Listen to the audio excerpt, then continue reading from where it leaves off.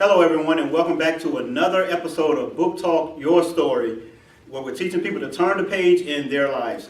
So today I have a special guest with me. This is none other than Master Sergeant Seneca Linder. So Mr. Linder, how you doing? I'm doing awesome. Glad to be here. I'm glad that you were able to make it on a Saturday. So of all days, a Saturday morning, afternoon, he made time to come out here and be on the show. So I greatly appreciate you for doing that. So before we go any further, please tell us something about yourself. Well, I'm an Air Force veteran. I've been in for 21 years active duty. Some of the cool things I've done in my life is I was a military training instructor, which is a drill sergeant for people that are familiar with that terminology.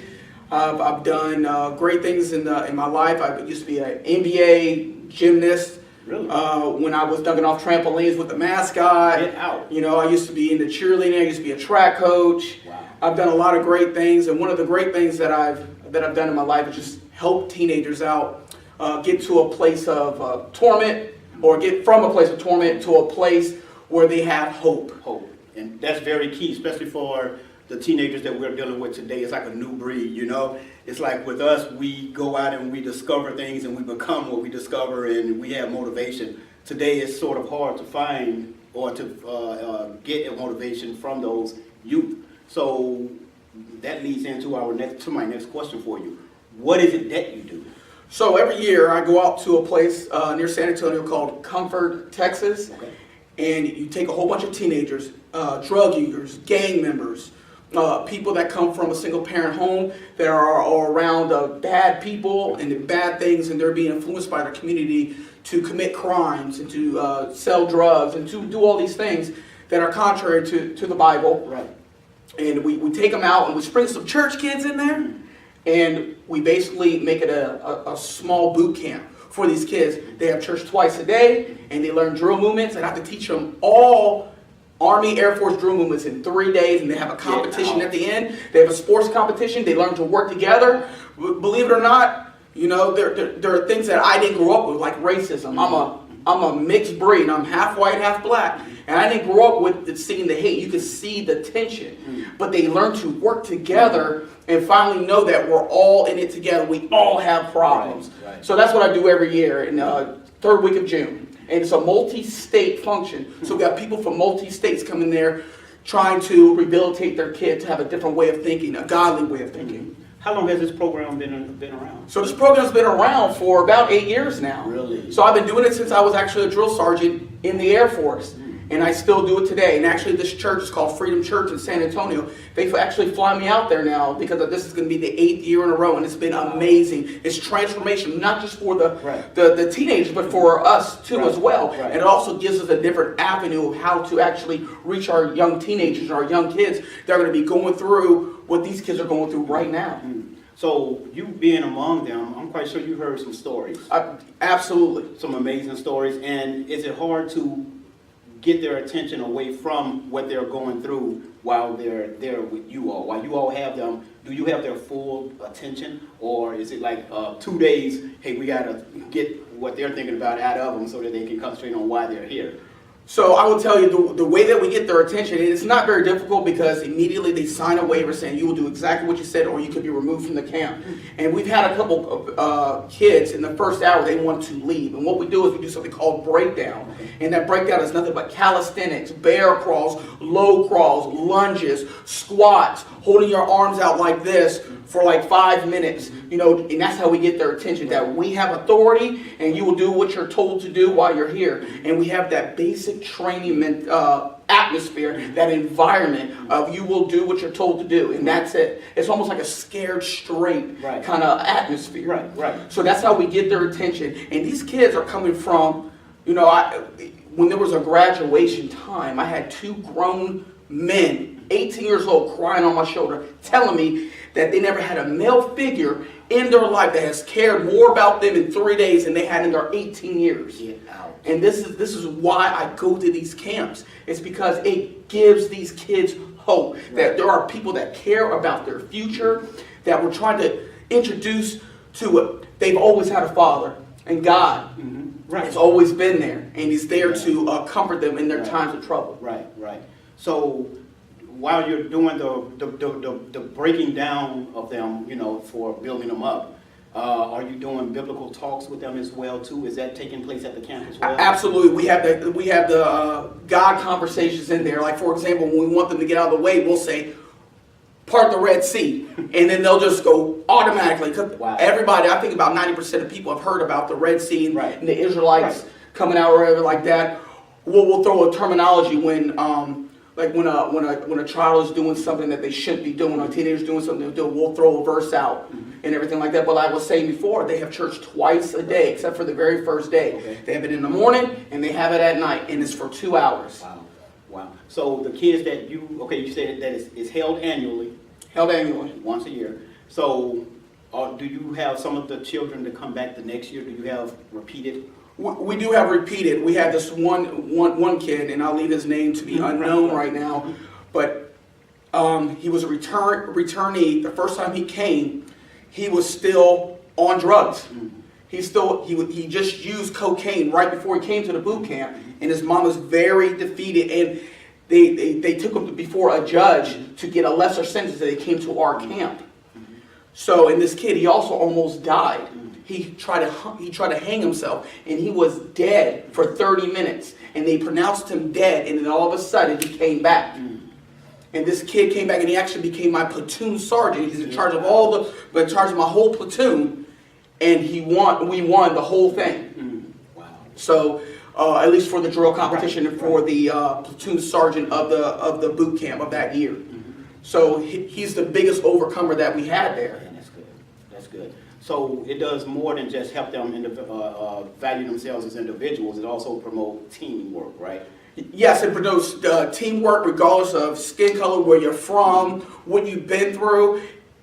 Everybody's affected. If one person disobeys, it's the platoon's fault because they should have corrected them before I got to them. So it teaches them to look out after each other, and it also teaches them that I'm going to hold them to a higher standard that they came in with before they came in before they came with. Right, exactly. That is great. So with them being who they are, and you coming into they're coming into your world, when they first get there, do you have do they have a scared straight look on their face, like, man, what's going on? I mean, are they nervous or what? So it's kind of like basic training. When you as soon as the bus rolls up, the drill sergeants are there. We're telling them to get off. We're talking about 3 charter buses worth of kids, and they just pull up, and it's in the middle of nowhere.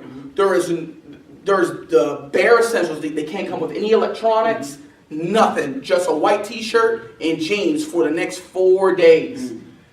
And they just get off the bus and they run. We immediately do calisthenics, and I'm in charge of it. And I love getting people's attention to listen and obey. Because if they don't do it, I send everybody back. And I have the charge of all the platoons before we start breaking them down into individual platoons. And they go with their individual platoon sergeants, and we start assigning leaders right then and there. The whole program is very positive, first off. Secondly, what I want to say and commend you all on is that it's not about color. Like you said, this is not about color. This is about unity. It's about teaching and respecting the value of each individual, regardless of your color. And also, do you all teach them in not only respecting authority, but respect of people who are older than, like their parent. The parent may be the primary one having issues with them. Do you all deal with that with them as well? So we do teach them respect for authority, not just to us, but of course to their parents as well. And there's going to be times where we sit down with our platoons and we start learning about where they're from, and we'll have those talks. Like, well, how do you think your parents feel about that? Right. You know, your parents are trying to guide you in the right way. Your parents are not perfect. They're doing the best they can. And your job is not only to adhere to what they're saying, but also to make them feel like they're a great parent by obeying them, so that they feel like they're feeding into your lives. So absolutely, we do teach that they need to obey their parents. That's good. Do you get a lot of positive feedback from the parent when their kids come back to them? Or they are so amazed when the parents come for graduation and they see how the platoons are doing the left face, right face all together in unison and with snap. They're going, how did you do this? How did you do this? Well, the very first thing, they know that we're all in. These kids know that we're all in, even though we don't know them. And I think that reaches them, that we spend 17 hours and we pour ourselves out to them, because the kids are not just away from their parents, we're away from our families too. We are there, no air conditioning, nothing. They're in hooches, in bunks, open bay. Right. And when we pour out to them and they know we care, then they buy in. And then whatever we tell them, that's it. In some of the games, we'll participate in. We'll run around with them. Right.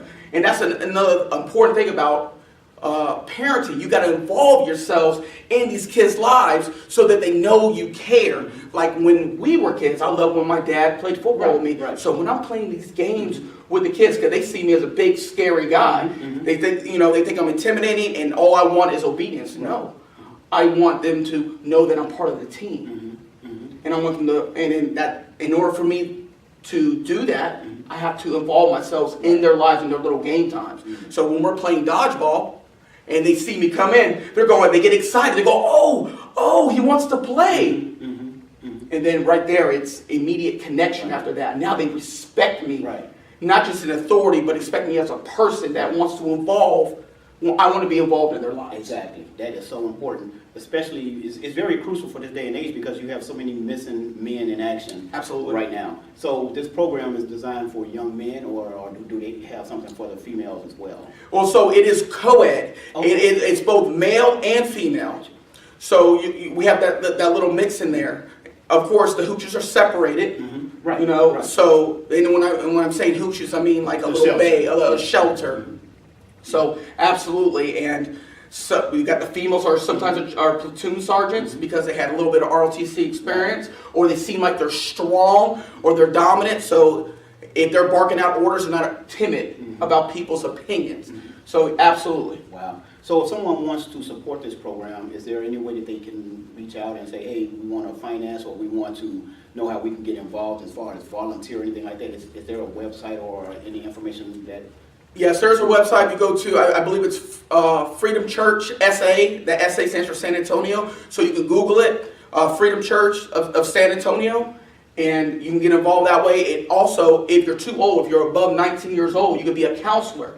So we have the drill sergeant role, where to get them to comply, and then you have the counselor role, where if they need extra pep talk or anything, they go talk to those counselors, and there's a lot of counselors. So if people feel like they love to pour in and they understand where these kids are from, because some of these counselors were former gang members, drug users, drug pushers, they know what they're going through. So it's another a way of them connecting to somebody else that understands them. Right, and that's very important that you can have a connection with. You have to establish a relationship with them. So if you have nothing to share with them, what reason do they have to really listen to you? So, in your personal opinion, what do you think, or what, again, in your personal opinion, what is it that you think actually keeps them in a disobedient state, or keeps them wanting to stay in that frame of mind, or like when you all get them in, and a lot of people like to say that it's the male that is missing that's causing them to be that way.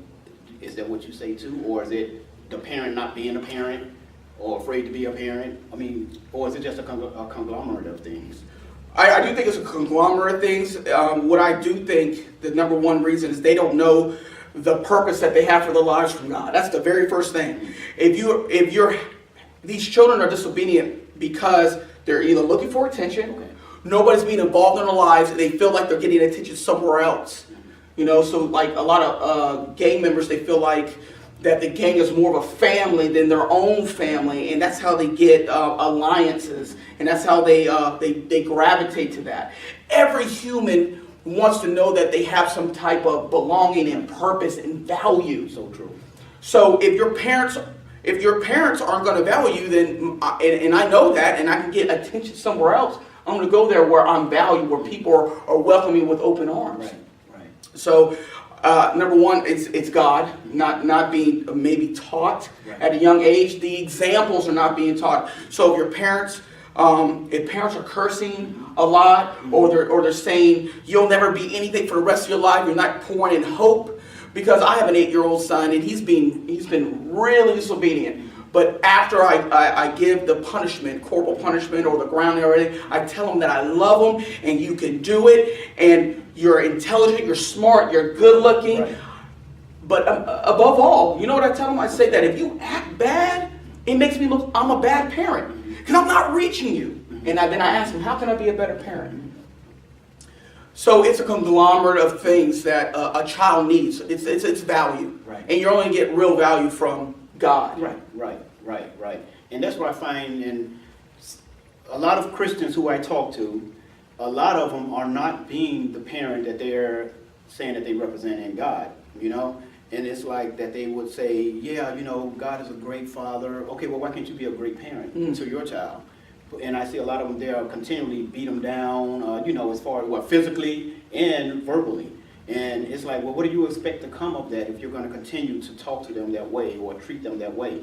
You coming down so hard on them on everything, there got to be a phase somewhere in there where you have to build them up. So what you all do with the program, you tear them down, but you also build them up. There's a balance. Absolutely. There has to be a balance, and that's what it needs to be in a home. So is it possible for that to happen in a single parent home? Absolutely. So I'll give you a little bit of my testimony. A little bit. My wife and I became separated for about a year. We had some issues, but we're back together again. But I could see that my wife would pour out as much as she could. She worked full time and she took care of my kids full time. And you can do it. It's a little bit harder because you don't have that when you're tired and when you're exhausted. But you have to love your kids more. You have to love your kids more than your energy level. You got to know that you have to do everything that you can. So when you go to bed at night, you gave your child the best you got, the best you can. So I would say that it can happen. It's a little bit more difficult. And then for single parents too, hopefully you have some type of family unit around where if you do, if you are tired, that the grandparents can come in and help out. Don't do it alone. Don't do it alone. Right. So, and I saw in a personal testimony that my son was becoming more disobedient because I wasn't home.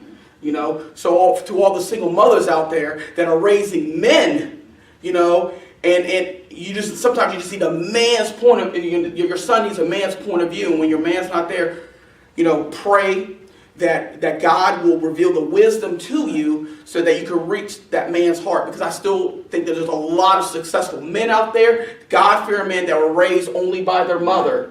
So there is hope out there. Right, definitely. And that is so powerful what you just said, because it all starts with God. You got to have a piece of God in you in order to give a piece of God to someone else, to treat them with respect, and to, especially in the times when you have to raise children contending with what's going on out there in the world. Because it's easy that they obey you and are disciplined, well-mannered when they're with you, but what happens when they go out into the world? So do you have any positive, or could you share with us a positive testimony of one of the children who may have entered the camp and then you heard like a year later, hey, he went on to become a whatever? Not yet, because I don't keep in touch with the kids in San Antonio because I'm in Virginia right now. Right. But I hear a lot of fantastic things from other people that the child has changed their life. They're not part of the gang anymore. Nice. And breaking them apart from a gang can be very difficult. Yeah. There can be a lot of repercussions from that. But sometimes they have to move away. Right. But they're going to college now. Which is a good thing now. Right. Or they're going to a community college and stuff like that. So I do hear things that at least they left the gang and they're not selling drugs anymore, and they're actually working a job that's beneficial to their lives, and they're being a animate part of society. Gotcha. So during the process of the training, do you all also introduce them to other skills or things that they can be, like show them goals or talk with them about goals in life? So we do a little bit talk about goals in life. That's more of a counselor role, but it does come up as drill sergeants, because they'll ask us about our military career, especially the 19-year-olds or whatever like that. And I'll say, well, what do you like to do with your hands? Mm-hmm. What do you think you're talented at? Well, they do that in the Navy, they do that in the Air Force, they do that in the Marine Corps, they do it here, and they'll pay you, and they'll give you a free trade that you can do for 4 years and get out and do what you've been made to do with your hands. So we have a small talk, but it's more like a counselor role. So I don't have really a good example, but I've only heard. Gotcha. And there have been a lot of positives that you've heard. Oh, absolutely. Yeah. Absolutely. Which is great, which is super, actually. So what do you think would be, or what is considered to be your long-term goal of you continuing on in the process of going to this camp? And, like, what is it that you're hoping to get out of it or to impart into it? Continue. So I have two parts, Okay, really. go for it. I feel like God has given me a gift to reach the hearts of young men, to really just I could say that they just seem like they want to follow me. After the first day, I just get them, and I just grab their attention. I don't know what I do or what I say, but I think that's a God-given gift, that charisma Right. that I'm talking about. And the second thing is what I want to get out of camp is I would like to actually run this camp. I've been here every single year since the inception of this camp, and I would like to be maybe the head drill instructor, or I would like to be the just the person creating the schedules, working with the 7 or 8 pastors that are part of this program to really take it to the next direction that it should be. So, but I really do enjoy the boots on the ground. Right. It's to march them around and everything like that. But I would like to move up to a more of a leadership role where I could kind of change lives on a more of a dramatic level. Nice. Have there been talks of extending the program beyond the 4 days? So not that I know of, but I hope that they do. I would like them to make it at least 5 days. Start on a Monday, end on a Friday. Right now we start on a Tuesday, end on a Friday. Okay, nice. So, first off, thank you for everything that you discussed and that you talked about, because one of the things that I'm going to take away from this is that you need God. You need God, and not only do you need God, God is able to change anyone. But it always starts with Him using us. If you know God and someone else doesn't know God, well, you're the tool that He's going to use to change them, or to at least introduce them to God. So that's what you all do, and you do it in different. Everybody has a role when they're at the camp. You could be the drill instructor, you could be a counselor, or whichever. But either way, you're acting in a manner that God has purposed you to be. It's the tool.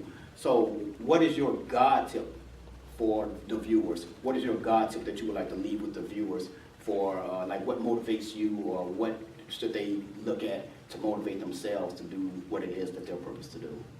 So my God tip for you is, or for the viewers out there, is to find out what you're good at. What are you naturally good at? What do people normally say that you're good at? And it's probably what God has created you for.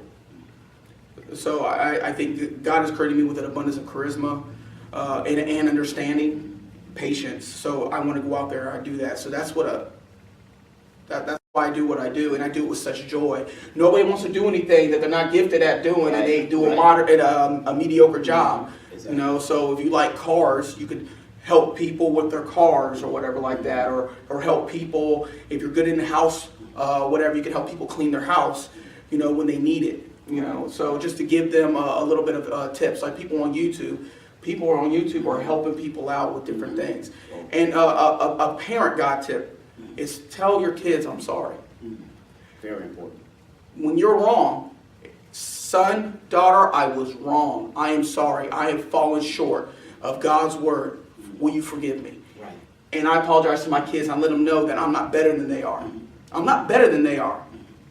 And then one day, if you are Christian, your child is going to become your brother or sister in Christ. And that's the relationship I have with my mom. I call her every single morning. Right now we're going through the books of the Bible every single morning together. Praise God. I would have never have done that without my mother.